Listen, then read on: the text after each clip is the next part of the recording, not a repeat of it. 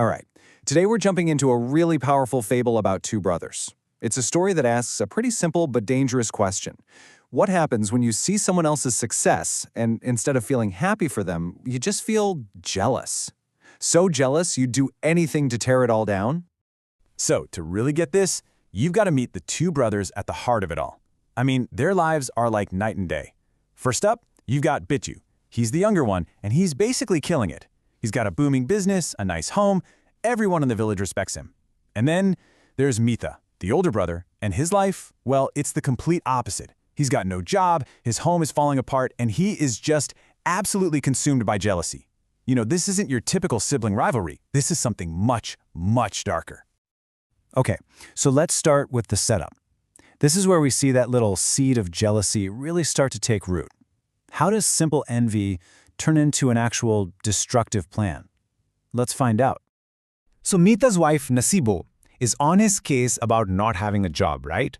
And what does he do? He comes up with this classic get-rich-quick idea. He's not thinking about hard work like his brother, no way. He's all about the shortcut. He figures, I'll just buy this goat for 2,000 rupees, raise it a bit, and sell it for a massive profit. Easy money, right? But his wife, she sees right through it. She knows this is just a fantasy. It's not a real plan and is definitely not going to touch the kind of success his brother has built from the ground up. And right here, this is the moment the mask just completely drops. He says, "My clever wife, you just watch the magic of my cunning mind. I will take his shop and leave him on the street." Wow. See, it's not about making his own money anymore. His goal is pure destruction. It's not, I want to be successful like my brother. It's, I want to take what my brother has and leave him with nothing. All right, section 2, the scheme. This is where things get serious. We're moving past just feeling jealous. Now we're talking about a cold, calculated plot. A plan built on lies with one goal: to completely ruin his brother. So Metha gets his friend, Camus, to help him brainstorm ideas. And Camus' first thought is pretty small-time, you know. Hey, let's put some chili powder in the pan. But Metha just scoffs at that. He's like, this small damage won't make him leave his shop. He needs something that will end the business for good. And that's when Camus has a brilliant, if terrible, idea. He says, you know who you should ask? Your wife, Nasibo. She's got a real sharp mind for this kind of stuff. And wow, does she deliver. Nasibo's plan is just, it's evil genius, really. Just look at these steps. This isn't about breaking a window or something simple. No, this is a full-on psychological attack. See, she gets that Bittu's reputation is everything. It's not just about the product, it's that people see him as clean and honest. So she decides to target his most important customer with the one thing that will destroy that reputation instantly: a dead fly. So Metha puts step 1 into action. He goes to his brother, puts on this whole sad sack act, you know. Oh, I'm so down on my luck, I have nothing. And he plays on Bittu's kindness. And it works perfectly. Bittu, being a good guy, offers him a job at the shop. And just like that, the fox is in the henhouse. Bittu thinks he's helping his brother out, but he's actually just hired the very person planning to destroy him. Okay, section 3, the betrayal. This is the big one. This is the moment everything has been building towards. For Metha, this is his moment of triumph. The trap is set, and it's about to spring in the worst, most public way possible. And man, it unfolds just like clockwork. Look at this. Bittu steps away for just a second. The Takor, the most influential guy in the village, walks in. Metha sees his chance, drops the fly in the pan right as Bittu hands it over. Perfect timing. The Takor absolutely explodes. But here's the real kicker, the final twist of the knife. Metha steps up and confirms the lie.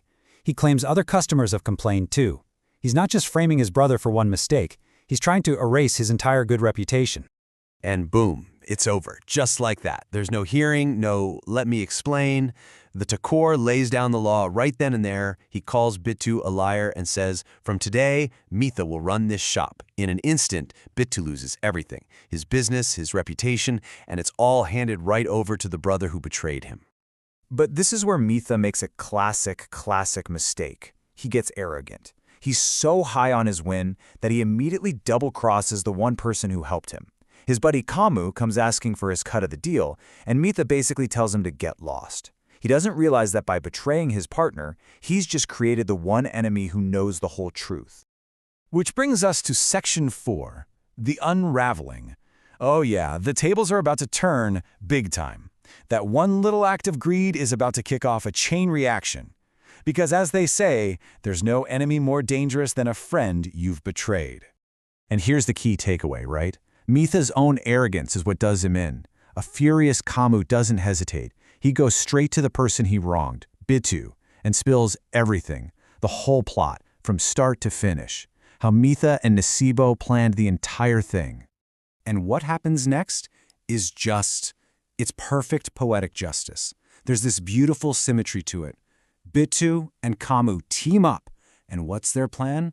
Well, they're going to use Metha's exact same trick against him. We're talking a disguise, a well-timed distraction, and, you guessed it, another fly. And that brings us to our final section, the moral. Or, as I like to call it, justice and a dead goat. The stage is set for round 2. The truth is about to come out, and payback is going to be served with a heavy dose of irony. So the trap is sprung. The Takor comes for his daily pawn, just like always. Bitu, in his disguise, creates a distraction, giving Kamu the perfect window to drop the fly. The Takor finds it and explodes, but this time he's yelling at Metha. And as Metha is swearing up and down that he's innocent, Bitu pulls off his disguise. Can you imagine that reveal? And right then, Kamu steps forward and confesses his part in the whole thing, exposing Metha's entire scheme to the enraged Takor. The person Metha double-crossed becomes the star witness against him. The whole conspiracy is out in the open, and Metha's web of lies just completely falls apart. The Takor doesn't mess around. His judgment is swift. For all his lies and for what he did to his brother, Metha has to pay Bitu a fine, 5,000 rupees. Metha starts to panic. He's desperate, so what does he do? He goes right back to that first lazy idea he had. He yells, "I'll pay it! I have a goat! I'll sell the goat to pay the money!" That goat, his one and only shortcut to wealth, is his last hope. But then, you can't make this up. In a moment of pure, perfect karma, they all go to his house, and the goat is dead. That symbol of his scheme, the one his wife even said looked sick when he bought it, is totally worthless. His big shortcut to success? It's literally a dead end. And so, the story ends with a total 180, a complete reversal of fortune. Metha and Nasibo, the brains behind the whole operation, get hauled off by the police. Bitu gets his shot back, his reputation is cleared. And you know what? After all this, the villagers respect his honesty more than ever. So we're left with this one big question, right? What is the true price of jealousy? This story shows us it's not just a 5,000 rupee fine. It's everything. It's your freedom, your family, your future. Metha didn't just fail to get what his brother had, he completely torched his own life trying. It really makes you think, doesn't it? All that energy spent being jealous of someone else. What could you build for yourself if you used it differently?